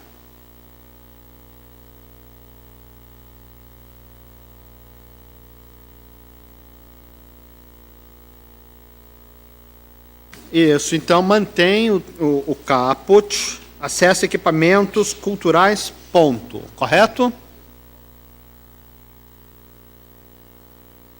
Todos esclarecidas, algum destaque? Não havendo destaque, seguiremos em frente. Artigo 23. Inciso 6. Auxílio, cultura por auxílio, permanência.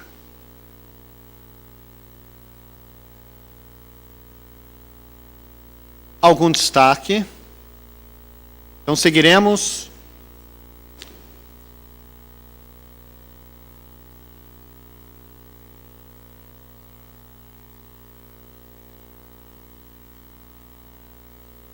Artigo 29.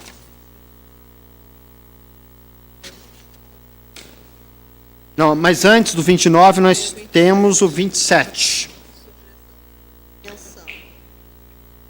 O auxílio material didático consiste em benefício financeiro mensal, retira mensal.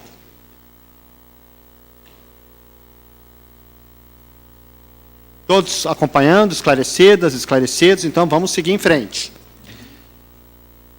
Artigo 29. 29.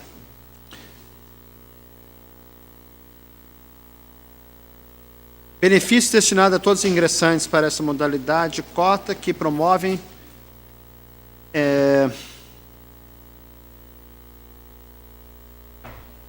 que na realidade o auxílio cultura agora é auxílio permanência, correto? Então, o auxílio permanência consiste em benefício financeiro mensal, etc. Incluir parágrafo único. Benefício destinado a todos os ingressantes por esta modalidade de cota que comprovem renda familiar per capita de até 0,5 salários mínimo. Ok?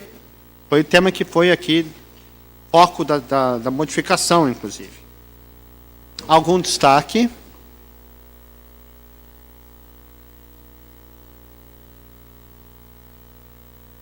Parágrafo único.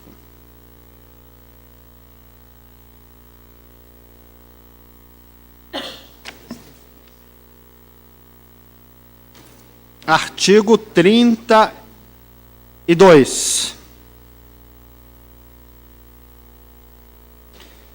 Alteração na redação proposta, apresentar coeficiente de rendimento acumulado maior do que 4.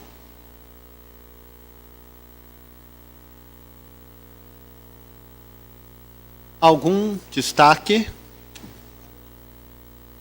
Maior ou igual? Muito bem.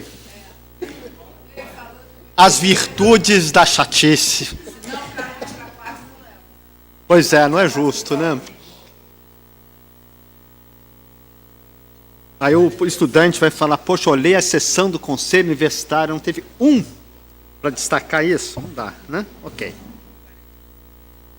Então, seguimos. Artigo 33. E que era o artigo 33, que eu notei aqui.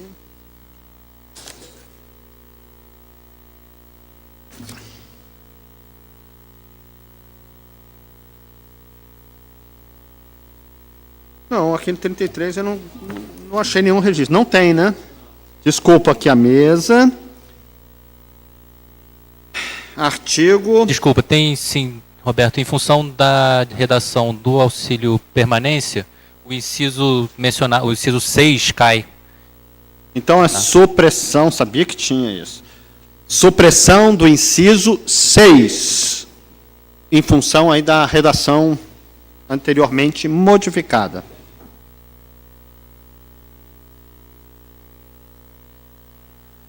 Quarenta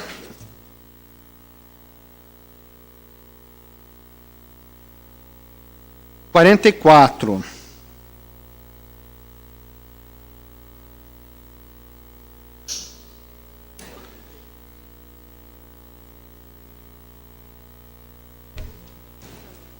Quarenta e três era a decisão de comissão mista de avaliação. Caberá recurso final ao Conselho Universitário. Temos redação alternativa? Oi?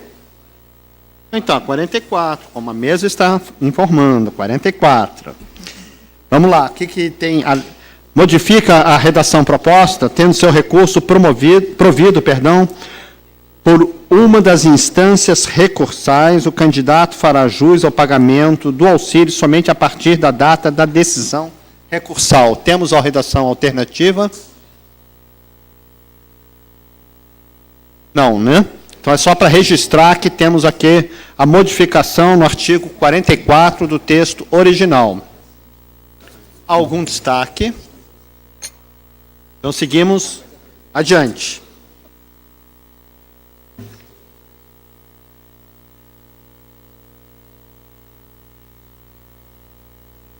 Artigo 47 tem...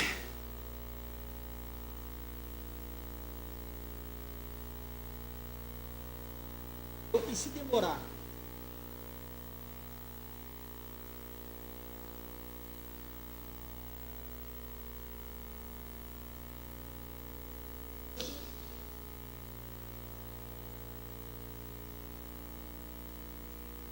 Vai me ocorrer aqui.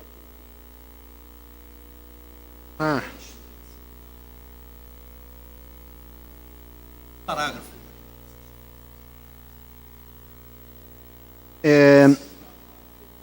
Os casos entra com requerimento. A decisão. Eu fiz essa analogia aqui rápida. Tá.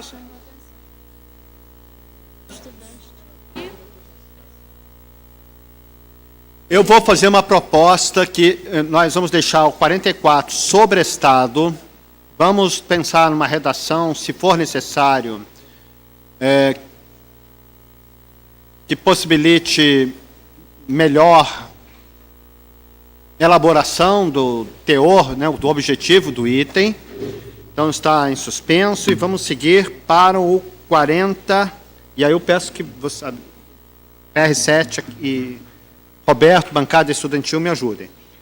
47, temos um problema na redação. Parágrafo único. Estudante que não atenda ao disposto pelo 0, o que é... Artigo 32. Oi? No... Então, o termo aí é artigo 32, que é onde explicita os termos. Então vamos ver se todos puderam acompanhar. Parágrafo único, artigo 47, estudante que não atenda ao disposto no artigo 32, incluída mediante autorização, etc. Ok? Algum destaque? Podemos seguir? Então, adiante. 48, não temos nada. 50. Não, 50 também. Não, 50 sim, inciso 1. Ficou igual ou superior a 4. Ou coeficiente de rendimento anterior igual ou superior a 4. É isso? Perfeito. Todos esclarecidos, esclarecidas, então vamos passar adiante. Artigo 51. Estudantes que no processo de renovação apresentarem coeficiente de rendimento acumulado igual ou inferior a 4. É uma harmonização. Oi? Por favor. O artigo 51 trata justamente de um sinal de alerta prévio ao momento de corte do benefício do estudante. Então era 5 mesmo aqui. É isso, Perfeito. aí mantém 5 que nós vamos agir junto às COAs para que haja uma ação prévia antes que haja a perda do benefício. Entendi, isso aqui é um sinal de alerta muito bem-vindo, por sinal.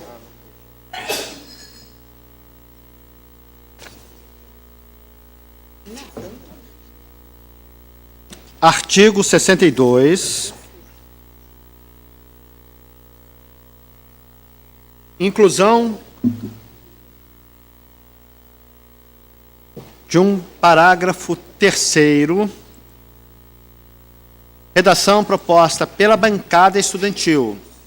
Estudantes com matrícula em situação regular que ingressarem pela modalidade de renda da política de ações afirmativas no primeiro semestre primeiro semestre letivo de 2019 terão direito a um auxílio financeiro com vigência até dezembro de 2019. Ok. Foi um tema tratado, está aqui incorporado. Algum destaque? Então podemos considerar que estamos com o texto praticamente concluído. Vamos voltar agora ao 44. Gostaria de saber se temos alguma proposta de redação para o artigo 44. Na verdade, a redação proposta pela CLN contempla o contexto pensado para o artigo, que é o estudante faz jus a partir do deferimento mesmo, e não a partir da entrada do recurso. A partir do deferimento por qualquer instância. Isso, tal qual está proposto pela CLN. Ok. Todos esclarecidos, esclarecidas. Agora nós vamos fazer uma votação em bloco, aprovando o conjunto da política estudantil. Conselheiras, conselheiros favoráveis ao documento? Muito obrigado. Contrários? Abstenções? Aprovado por unanimidade. Parabéns a todos.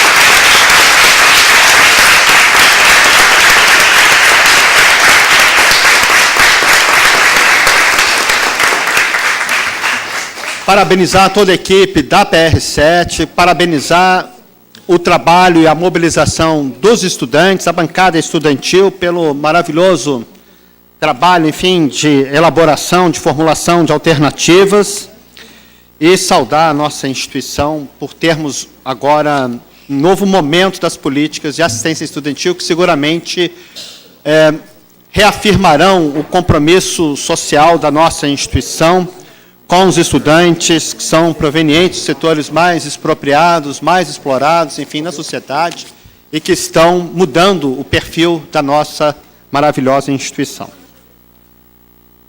Vencido o item 4 do programa,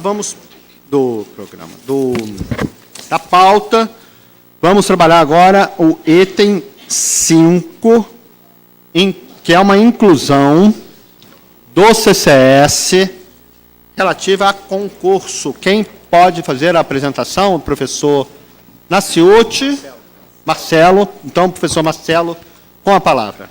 Sim, a professora Cláudia, presidente da CD, me teve atender um outro compromisso e me solicitou que apresentasse a matéria.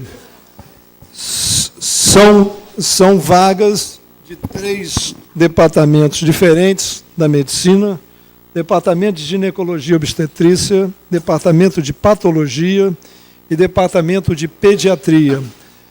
Todos os departamentos obtiveram vagas em concursos e estão solicitando a republicação de vagas nas quais não houve ou inscrições ou aprovados.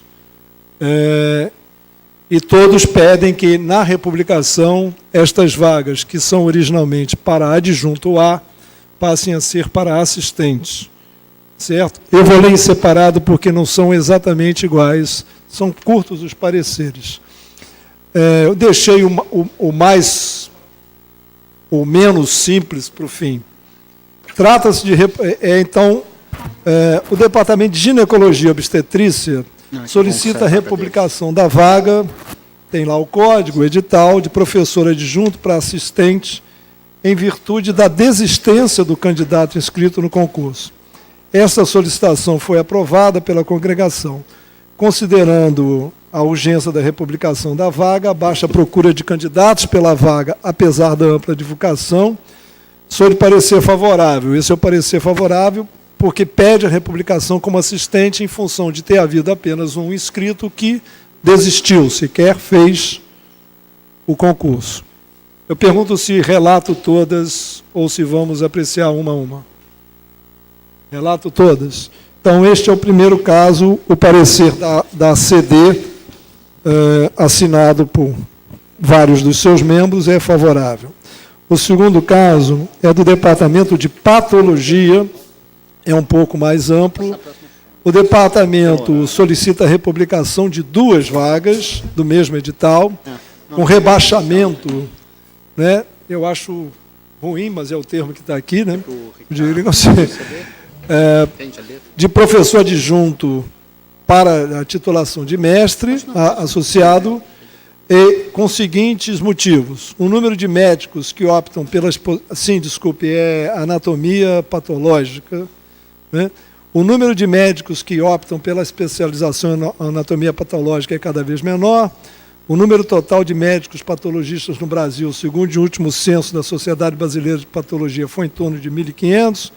Os médicos patologistas que já têm o doutorado em geral já estão com as suas vidas profissionais definidas, encaminhadas, estabilizadas. É difícil conseguirmos candidatos que se inscrevam no concurso e tal. Bom, então, também, igualmente, nesse caso, a CD considerou que deveria acatar as argumentações e encaminha favoravelmente a republicação destas 2 vagas. Finalmente, esse é o caso em que há uma pequena divergência. O Departamento de Pediatria solicita a republicação, sempre de adjunto para assistente, não é? De 3 setores diferentes: cardiologia pediátrica, que tem uma vaga, neonatologia e medicina do adolescente. Bom, o parecer da SET diz: as 2 primeiras vagas, que não houve candidatos, para as quais não houve candidatos inscritos, né, considerando ampla divulgação, sou de parecer favorável à republicação como assistente. No entanto, no medicina do adolescente, houve uma candidata inscrita, ela fez todas as etapas, eu fui ler aqui rapidamente, fez todas as etapas, porém não atingiu média com nenhum dos examinadores, atingiu médias em torno de 5, 5,9, 5,3. Mas aqui a CD opinou desfavoravelmente por considerar que houve uma candidatura de doutor que fez, inclusive, as provas e não foi aprovado. Então, nesse caso, a orientação da CD. Então, no total, aprovamos as demandas dos outros departamentos e as 2 de 3 demandas da pediatria, sem problemas. O caso em questão me parece mais complexo é deste de medicina do adolescente, que a relatora foi acompanhada por outros membros do CD, considera que, como houve uma doutora inscrita e não foi aprovado, que se deveria manter a vaga de adjunto. Esse é o relato. Opa. Muito obrigado, professor Marcelo. Passo a palavra ao pró-reitor Agnaldo Fernandes.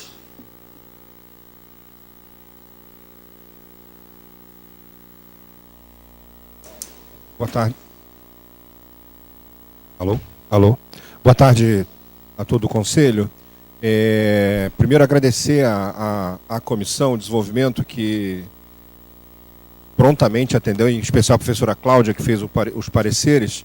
Só para explicar por que a gente colocou isso, tem um prazo, a gente vai publicar, a gente já está com o período de inscrições do edital aberto, e a gente vai conseguir aditar o edital é bom, né? Para que ainda dentro do prazo de um mês para a inscrição de candidatos nessas vagas. Então a gente também, e estamos aí concordando com os pareceres da Comissão de Desenvolvimento. Apenas para explicar o porquê dessa pressa, porque a gente ainda vai incluir isso como aditamento a esse edital que está em curso, e agradecer à Comissão de Ensino e Títulos, e a gente acompanha aí os pareceres, vamos votar favoravelmente aos pareceres. Desenvolvimento, perdão, Comissão de Desenvolvimento. Obrigado. Muito obrigado. Alguma complementação? Então, podemos deliberar em bloco o parecer da Comissão de Desenvolvimento. Conselheiros favoráveis ao parecer, por favor, se manifestem. Obrigado. Contrários? Abstenções? Então, aprovado também, creio que por unanimidade. Bom, nós já estamos esgotando o nosso tempo, temos duas propostas de moção. A primeira já foi inicialmente apresentada pelo professor Ricardo, e nós podemos proceder à leitura, não sei se o próprio professor ou se a professora Denise. A letra do professor Ricardo é uma letra bonita, tá? Caderno de caligrafia. Então, o Conselho Universitário da Universidade Federal do Rio de Janeiro, reunido em 14 de fevereiro de 2019, manifesta seu profundo pesar e se solidariza com a família e amigos do nosso professor emérito Afonso Carlos Seabra da Silva Teles, pelo seu falecimento ocorrido no último dia 12 de fevereiro de 2019. O professor Afonso Teles concluiu seu curso de Engenharia Química em 1960. Em 1963 a 1970, concluiu, respectivamente, seu mestrado e doutorado na Universidade de Houston.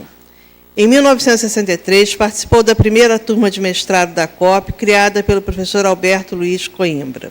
Permaneceu docente da COP até 1971, quando pediu demissão da UFRJ por não concordar com a intervenção ocorrida na COP, que afastou o professor Coimbra da direção.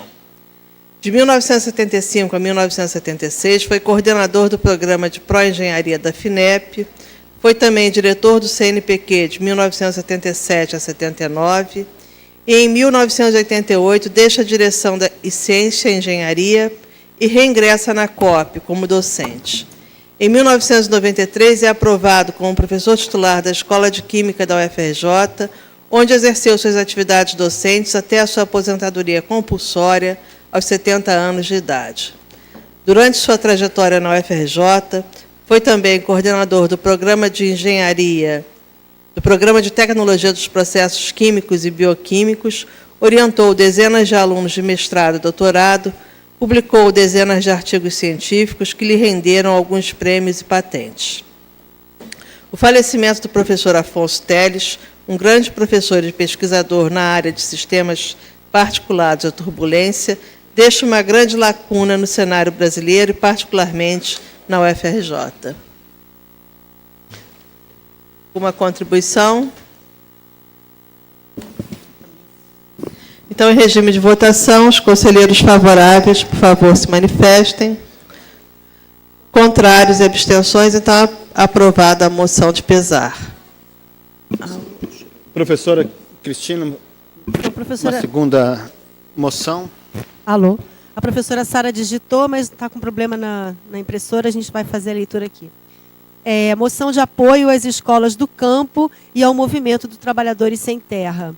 No âmbito dos Estados democráticos, é especialmente relevante que os movimentos sociais envolvam-se e mesmo protagonizem projetos de defesa dos direitos sociais, dentre os quais a educação pública.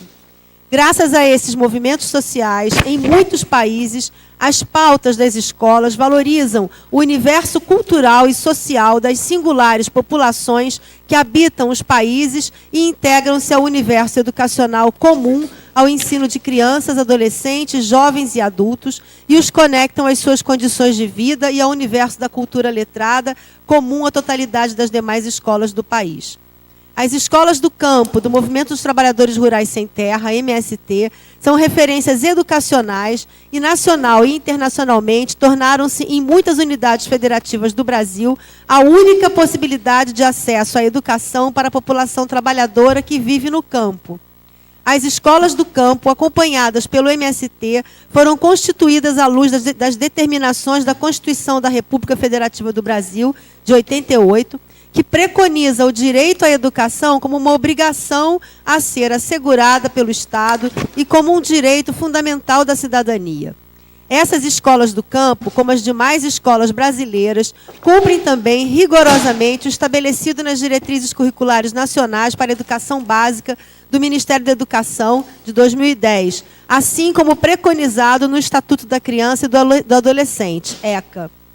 Em dias recentes, as escolas do campo têm sofrido tentativas de criminalização e têm seu direito de existir questionados, como demonstra a triste realidade revelada pela recente pesquisa da Universidade Federal de São Carlos, que entre 2002 e 2017, cerca de 30 mil escolas rurais deixaram de existir. A investigação do currículo escolar das escolas do campo configura um severo questionamento à existência das escolas itinerantes do MST e, no limite, criminaliza o movimento social como um todo. Como instituição de formação de docentes para a educação básica, repelimos qualquer tentativa de criminalização dos movimentos sociais e de interferências exógenas ao exercício da docência em todos os níveis da formação educacional em nosso país. Manifestamos nossa defesa das escolas do campo, o direito à educação de todas as populações trabalhadoras rurais e pelo direito democrático e constitucional à educação de qualidade e livre. Obrigado. Alguma contribuição, destaque? Então, não havendo contribuições e destaques, passo a regime de votação. Conselheiras, conselheiros favoráveis, por favor, se manifestem. Muito obrigado. Contrários? Abstenções? Então, aprovada a moção em defesa das escolas do campo. Desejo muito boa tarde a todas e todos, que tenham um dia feliz. Agradecemos muito a participação, a colaboração de todas e de todos e felicitar, sobretudo, a bancada estudantil pelo maravilhoso trabalho feito em prol de estudantis. Tenham um dia muito bom para todos.